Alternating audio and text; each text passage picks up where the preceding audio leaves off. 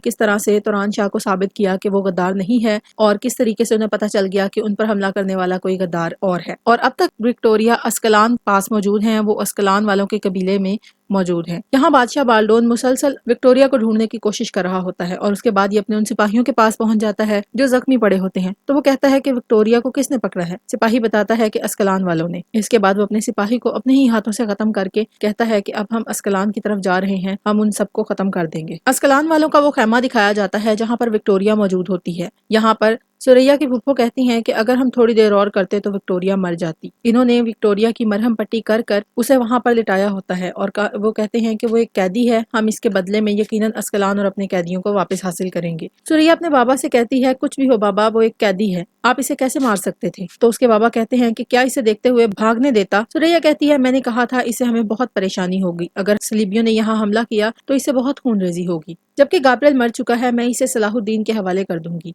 मैं इस मुसीबत से छुटकारा हासिल करूंगी। जब वो जाने लगती है तो उसका वालिद कहता है नहीं, मैं खलील को लिए बगैर इसे किसी को नहीं दूंगा, अब तुम जाओ और अपना काम करो, तुम यहाँ से बाहर नहीं निकलोगी और अपने दिल में जंगियों के लिए नरम गोशा ना रखो, फिर तुम कभी सलाहुद्दीन का नाम नहीं लोगी। इसके बाद वो वहाँ से चले जाते हैं। यहाँ सिर्फ सुरैया मौजूद रह जाती है जो कि इसकी मरहम पट्टी करने में मसरूफ होती है। दोबारा से जंगल का मंजर दिखाया जाता है जहाँ पर सलाहुद्दीन और उसके साथ गाजी मौजूद हैं। वो कहते हैं कि निशानात मुकम्मल तौर पर गायब हो चुके हैं शहजादे हजरत। इसके बाद वो जगह दिखाई जाती है जहाँ पर सलाहुद्दीन के गाजियान मिलकर गाब्रिएल की तलाश में मसरूफ होते हैं। जब ये यहाँ पर आते हैं तो यहाँ पर ये उसी शख्स को पाते हैं जिसने उन तमाम सरहदी गाजियों को मार दिया होता है। इस शख्स ने उनकी लाशों को लटका कर ये खुद उनके पास बैठा होता है। इन सरहदी गाजियों के साथ अली और अहमद भी होते हैं। जब ये आकर सिपाहियों को इस हालत में देखते हैं तो ये बहुत हैरान हो जाते हैं और ये कहते हैं कि ये हमारे सरहद के गाजी हैं। ये शख्स बहुत ही पुरस्कार तरीके से बैठा होता है। ये गाजी उससे पूछते हैं तुम कौन हो और ये सब तुमने क्यों किया। तो वो जवाब देता है कि मैं इंतकाम हूँ, हर इंतकाम का कोई ना कोई नाम होता है, मेरा नाम ग्रेगोर है, लाशों से निकलने वाली रूहों का मालिक और उनके इंतकाम का मालिक। मैं अपनी इंतकामी रूह को दुश्मनों का खून पिलाता हूँ, मैं दुश्मनों को तबाह करने आया हूँ। इसके बाद वो इन गाजियों पर हमला कर देता है। नाज़रीन, दूसरे गाजी तो इस पर काबू करने में नाकाम होते हैं और इस सब को देखकर अली और अहमद खुद आगे बढ़ते हैं और आगे बढ़कर इसका मुकाबला करते हैं। लेकिन चूंकि ये एक माहिर जंगजू होता है इसलिए ये इन दोनों पर भारी पड़ता है और इन दोनों को जेर कर लेता है। इसके बाद सुल्तान का कमरा दिखाया जाता है जहाँ पर सुल्तान की मरहम पट्टी हो रही होती है। सुल्तान का खास आदमी अंदर आने की इजाजत चाहता है। सुल्तान उसे इजाजत देते हैं। वो आकर बताता है कि शहजादी विक्टोरिया को अस्कलान वाले पकड़कर कबीले ले गए हैं और अब सलीबी उस कबीले पर हमले करने वाले हैं। नूरुद्दीन बहुत गुस्से से खड़े हो जाते हैं और कहते हैं कि क्या ये सलीबी समझते हैं कि मैं मर गया हूँ, वो ऐसा करने की जुर्रत कैसे कर सकते हैं। हकीम कहता है मेरे सुल्तान, आपका जख्म अभी ठीक नहीं हुआ। लेकिन उस सुल्तान उसे हाथ के इशारे से रोक देते हैं और कहते हैं सिपाहियों को तैयार करो, अब जंग का वक्त है। जंगल में दिखाया जाता है कि बादशाह बाल्डोन अपने सिपाहियों के साथ अस्कलान की तरफ बढ़ रहा होता है। दोबारा से वो खैमा दिखाया जाता है जहाँ पर सुरैया शहजादी विक्टोरिया की मरहम पट्टी में मसरूफ होती है। शहजादी उठने की कोशिश करती है तो सुरैया कहती है हरकत मत करना, मैंने तुम्हारे जख्म पर मरहम लगा दिया है और इसे अभी दागा है। शहजादी कहती है तुमने बड़ी गलती की, बहुत बड़ी गलती, यहाँ तक कि जंगी भी हमारा मुकाबला न कर सके, हमारी फौज इस कबीले को खून में रंग देगी। सुरैया कहती है अगर वो ऐसा करने की कुछ कोशिश करते हैं तो तुम भी अपनी जान से हाथ धो बैठोगी, ये बात याद रखना। नाज़रीन, शहजादी विक्टोरिया बहुत ही चालाकी से एक खंजर पकड़ लेती है और पकड़कर सुरैया पर हमला करने की कोशिश करती है। लेकिन सुरैया इस बात से खबरदार होती है। वो इसके हमले को नाकाम बनाते हुए इसको पीछे धकेल देती है और कहती है कि अब आराम से बैठ जाओ। यहाँ सलाहुद्दीन भी अपने गाजियान के साथ बहुत तेजी से अस्कलान की तरफ बढ़ रहे होते हैं। अस्कलान के पुरम लोग दिखाए जाते हैं जिन पर बाल्डोन की फौज हमला कर देती है और इन लोगों को आकर मारना शुरू कर देती है। ये बहुत बेरहमी से तमाम लोगों को खत्म करना शुरू कर देते हैं और बाहर एक जंग शुरू हो जाती है। अस्कलान वाले इन तमाम फौजियों का मुकाबला तो कर रहे होते हैं लेकिन ये फौज अस्कलान वालों पर काफी भारी पड़ रही होती है। ये लोग अस्कलान वालों को तकरीबन जेर कर देते हैं और कहते हैं कि सिर्फ विक्टोरिया को लो और बाकी तमाम लोगों को खत्म कर दो। जब ये सब लोग मरने ही वाले होते हैं तो यहाँ पर सलाहुद्दीन आ जाते हैं और आकर इस जंग में हिस्सा ले लेते हैं। और नाज़रीन, सलाहुद्दीन के आते ही तमाम मंजर पलट जाता है और ये सलीबी खत्म होना शुरू हो जाते हैं। मंजर बदलते देखकर बाल्डोन अपने सिपाहियों को रुकने का हुक्म देता है। इधर नूरुद्दीन जंगी भी अस्कलान की तरफ बढ़ रहे होते हैं। बाल्डोन कहता है अस्कलान वालों ने विक्टोरिया को तुम्हें बताए बगैर कैद किया सलाहुद्दीन, उन्होंने हमारे साथ भी गलत किया और तुम्हारे लिए भी गलत किया,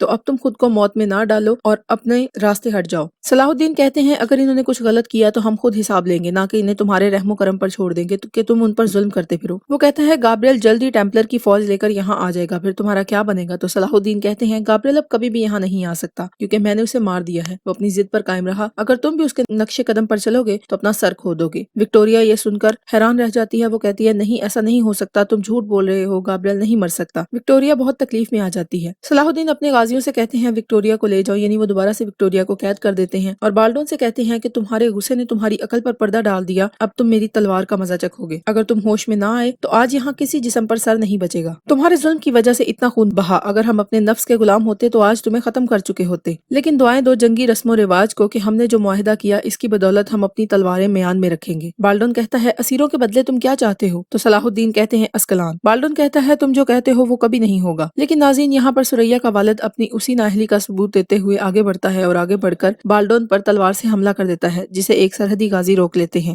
سریا کہتی ہے کچھ بھی برا مت کیجیے گا بابا، یہ شخص بالڈون کو ختم کر دینا چاہتا ہوتا ہے، لیکن صلاح الدین اسے روک دیتے ہیں اور کہتی ہیں اپنی غلطی پر شرمندہ ہونے کی بجائے کہ آپ غداری کرنے کی کوشش کر رہے ہیں۔ وہ کہتا ہے ان کو مارنا کب سے غداری ہو گیا، جہاں انہوں نے خون بہایا وہ تمہاری بھی سرزمین ہے۔ صلاح الدین کہتے ہیں جنگ ختم ہو گئی، بہادری میدان جنگ میں ہی اچھی لگتی ہے، میدان جنگ کے باہر بزدل لڑا کرتے ہیں۔ منصور کہتا ہے انہوں نے ہمارے قبیلے پر تلواریں چلائی، اب منہ نہیں تلواروں کو بولنا چاہیے، ان کا خون بہایا جانا چاہیے۔ صلاح الدین کہتے ہیں تلواریں خاموش رہیں گی، اب معاملہ اندرونی طور پر معاہدے کے ذریعے سے حل کیا جائے گا۔